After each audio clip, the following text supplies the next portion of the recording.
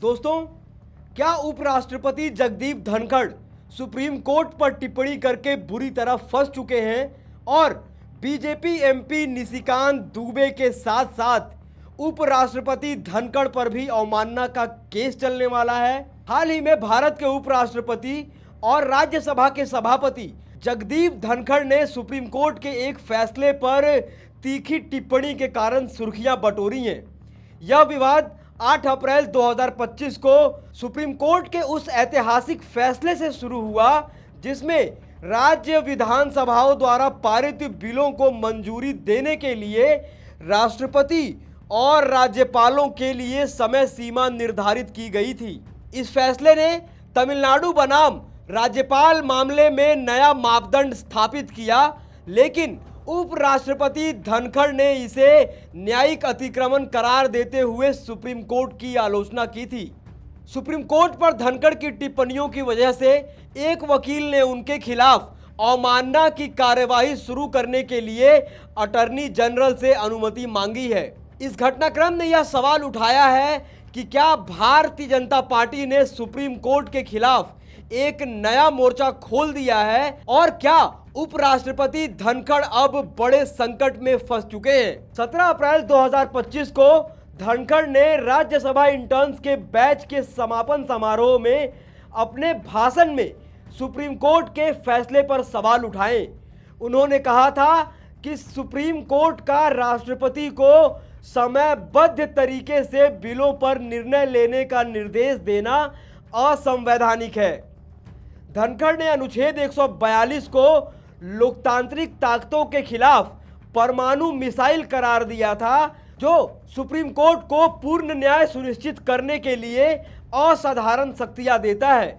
उन्होंने यह तर्क भी दिया कि न्यायपालिका कार्यपालिका और संसद के क्षेत्र में अतिक्रमण कर रही है, जिससे लोकतंत्र को खतरा है।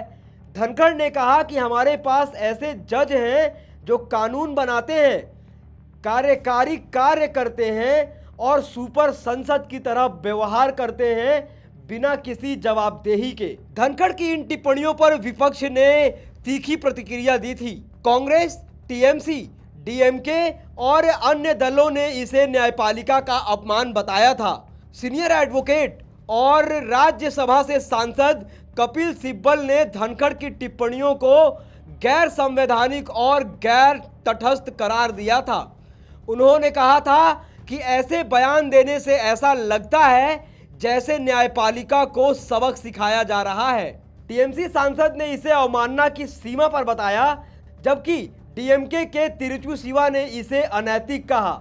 विपक्ष का तर्क है कि धनखड़, जो कि एक संवैधानिक पद पर हैं, उनको अन्य संवैधानिक संस्थाओं का सम्मान करना चाहिए। धनखड़ के टिप्पणियों ने कानूनी हलकों में भी हलचल मचा दी है। केरल के एक वकील ने अटॉर्नी जनरल से धनखड़ के खिलाफ आपराधिक अवमानना कार्यवाही शुरू करने की अनुमति मांगी है। वकील का तर्क है कि धनखड़ की टिप्पणियां सुप्रीम कोर्ट की गरिमा को कम करती हैं और न्यायपालिका की स्वतंत्रता पर हमला है।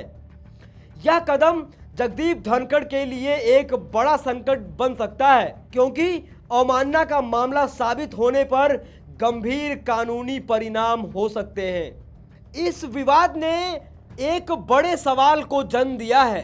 क्या बीजेपी सुप्रीम कोर्ट के खिलाफ एक सुनियोजित रणनीति के तहत काम कर रही है? धनखड़ की टिप्पणियां बीजेपी की उस राजनीति का हिस्सा हो सकती हैं जिसमें वो न्यायपालिका को अपने प्रभाव क्षेत्र में लाने की कोशिश कर रही है। बीजेपी सांसद निशिकांत दुबे ने भी सुप्रीम कोर्ट के फैसले पर सवाल उठाए, जिसके बाद उनके खिलाफ भी अवमानना कार्रवाई की मांग की गई है। हालांकि बीजेपी अध्यक्ष जेपी नड्डा ने दुबे और एक अन्य सांसद के बयानों को निजी राय बताकर पार्टी को इनसे अलग कर लिया है। फिर भी धनखड़ के बयानों को बीजेपी के समर्थन के रूप में देखा जा रहा है, क्योंकि पार्टी प्रवक्ता शहजाद पूनावाला ने विपक्ष पर पलटवार करते हुए धनखड़ का बचाव भी किया था। धनखड़ अब एक कठिन स्थिति में है। अगर अवमानना की कार्यवाही आगे बढ़ती है तो उनके यह संवैधानिक पद और व्यक्तिगत प्रतिष्ठा के लिए खतरा बन सकता है।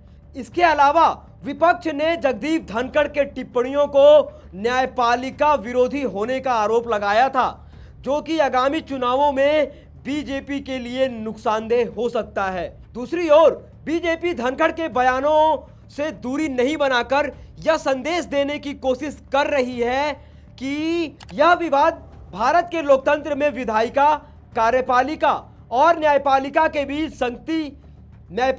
बीच शक्ति संतुलन पर एक गंभीर बहस को जन्म दे रहा है। धनखड़ की टिप्पणियां और उनके खिलाफ अवमानना कार्रवाई की मांग ने राजनीतिक माहौल को और गर्म कर दिया है। क्या यह बीजेपी की सुप्रीम कोर्ट के खिलाफ एक रणनीति है या धनखड़ की व्यक्तिगत राय है, यह अभी स्पष्ट नहीं है। लेकिन एक बात निश्चित है कि धनखड़ इस विवाद के कारण बड़े संकट में फंस गए हैं और अब उनके खिलाफ अवमानना का केस चलाने के लिए अटॉर्नी जनरल से मांग की गई है। दोस्तों, आप इस पूरे मुद्दे पर क्या सोचते हैं, क्या राय रखते हैं? अपनी राय टीका टिप्पणी कमेंट बॉक्स में ज़रूर लिखें। बाकी ऐसी तमाम खबरों के लिए देखते रहिए देश नीति। धन्यवाद।